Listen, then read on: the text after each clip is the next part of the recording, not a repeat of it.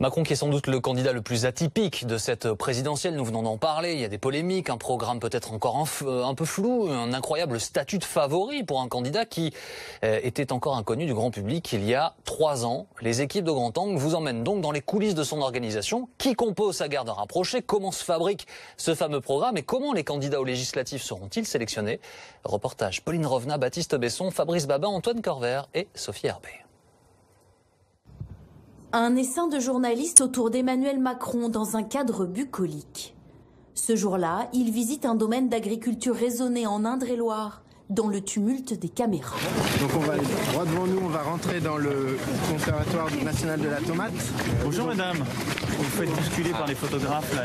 Parmi les journalistes, un des présentateurs phares de la télévision anglaise. Matt Fry est venu de Londres pour suivre le candidat français qui intrigue outre-Manche. Il est très intéressant parce qu'il peut gagner. Il est une voix différente. Il est très pro-Europe, pro-Europe, libéral. Alors, ces jours-ci, c'est la minorité, on peut dire. Pour soigner son image à l'international, Emmanuel Macron accorde à ce journaliste 15 minutes en tête-à-tête dans le TGV. Première question au candidat qui se veut hors système. You're not a revolutionary, are you? No, but normal people now has to deliver a new revolution, a democratic revolution. I don't claim to be a revolutionary as a French sans-culotte. Un anglais maîtrisé et un sourire poli quand Matt Fry évoque les unes à répétition avec son épouse Brigitte. You and your wife, who is famously 24 years older than you. 24 or 25? 24. 24, okay. So, can your message, your very nuanced message, go beyond that image? Because that is the image that a lot of ordinary French people have in their mind. I thought first that you don't choose to get this image. Sur le quai de la gare, Emmanuel Macron enchaîne les selfies. Un candidat atypique qui multiplie les polémiques.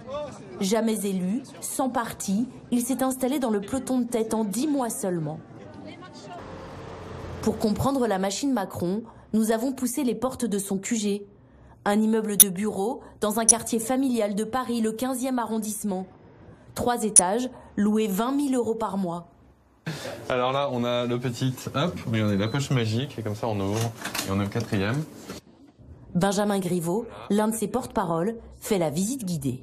Vous avez un endroit stratégique qui est la cuisine.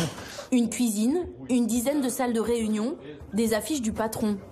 En 10 mois, l'incubateur Macron est devenu une grande entreprise présidentielle, passé de 80 à 1000 mètres carrés, même si on veut garder l'esprit start-up. Et là, vous avez le tableau de permanence le plus cool de, je pense, l'ensemble des QG politiques. Ici, une quarantaine de salariés et 150 bénévoles appelés les helpers.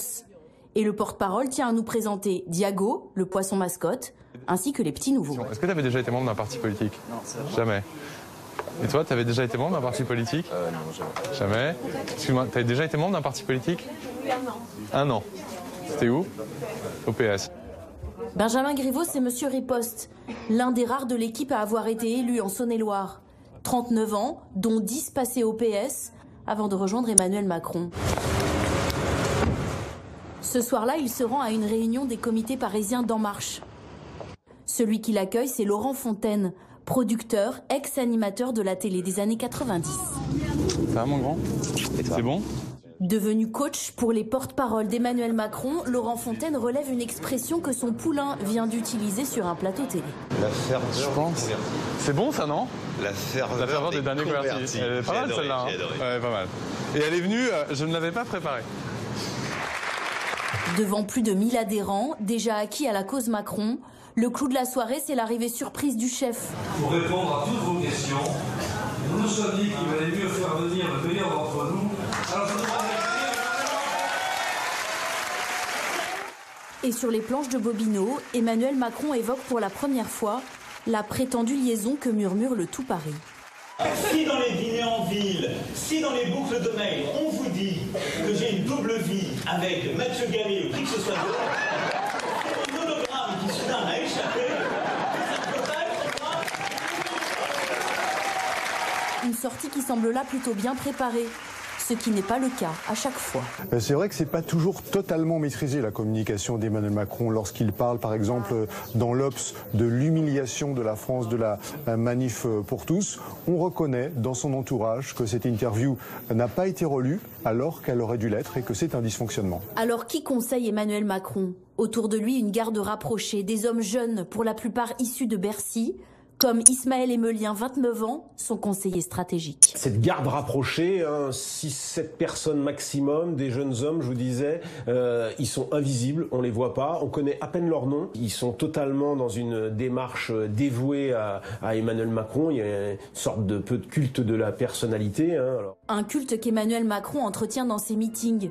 Samedi, à Toulon, après la polémique sur l'Algérie, il emprunte la formule du général de Gaulle et ajoute sa touche personnelle. Parce que je veux être président.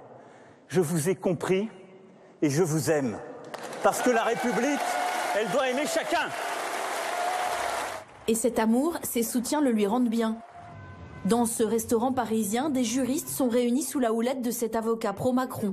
Notre candidat parfois suscite quelques inimitiés, donc ce qui est important c'est de l'entourer d'amour, de likes, de cœurs, de smileys. Donc n'hésitez pas à liker, forwarder, commenter ce qu'on met sur la page Facebook.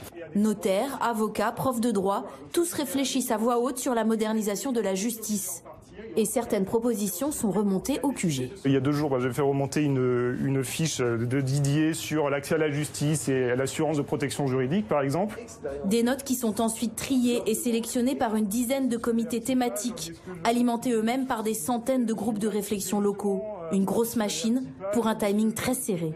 Le principal reproche qu'on peut vous adresser, vous le connaissez, c'est que c'est peut-être un peu trop tard pour construire ce programme. Qu'est-ce que vous répondez? Il est jamais trop tard pour faire les choses bien. Donc voilà, c'est aussi notre rôle d'avoir des bonnes idées. Il y a des idées qui viennent au fur et à mesure de la campagne. Il y a des interpellations qui viennent au fur et à mesure. Une réponse policée en attendant le programme qui doit voir le jour le 2 mars prochain. Autre chantier, les élections législatives. 577 sièges de députés à pourvoir. L'ancien chiracien Jean-Paul Delevoye est chargé, avec le socialiste François Patria, de récolter les CV des candidats. On a 7000 candidatures et on pense qu'on va arriver à 10 000. On a plus de 200 candidatures par jour. Pour candidater, les critères sont simples. Pas de casier, peu d'expérience politique et les femmes sont les bienvenues. Parité oblige. Nous avons aujourd'hui malheureusement encore une majorité d'hommes, 70% d'hommes, 30% de femmes. Il y a aujourd'hui une dynamique des femmes qui se met en place, mais c'est encore insuffisant dans la traduction des candidatures. Donc en fait, vous êtes un peu directeur de casting. On est dans The Voice. Pour aider les femmes, encore minoritaires, à sauter le pas, En Marche organise même des séances de coaching. Ce dimanche-là, on compte 200 participantes, déjà adhérentes, inscrites en moins d'une demi-heure. Vous en avez besoin de ce coaching ? Je pense que oui. Parce qu'on est dans une culture assez masculine. parce que même le travail nous le rappelle assez régulièrement. Et je pense qu'on a besoin effectivement de s'entendre dire des choses qu'on n'a pas l'habitude d'entendre dans notre environnement. Pour les motiver, Axel Tessandier, start-upeuse de 35 ans, tout droit revenue de la Silicon Valley en Californie. Il n'y a pas de Wonder Woman, il n'y a pas de... Ça n'existe pas. On a juste décidé que cette peur, elle n'allait pas nous laisser définir notre vie, qu'on allait la dépasser et que surtout, c'était très très important. Moi, je pense qu'on a rendez-vous avec l'histoire en 2017, pour vous dire la vérité. On représente 53% du corps électoral. Faut pas oublier. Donc, on est sympa quand on demande la parité. Combien de femmes députées à l'arrivée ? Une équation encore inconnue. À moins de 2 mois du premier tour, la machine Macron est confrontée à de multiples défis. Dans cette élection aux allures de course d'obstacles, les haies sont chaque jour un peu plus hautes à franchir.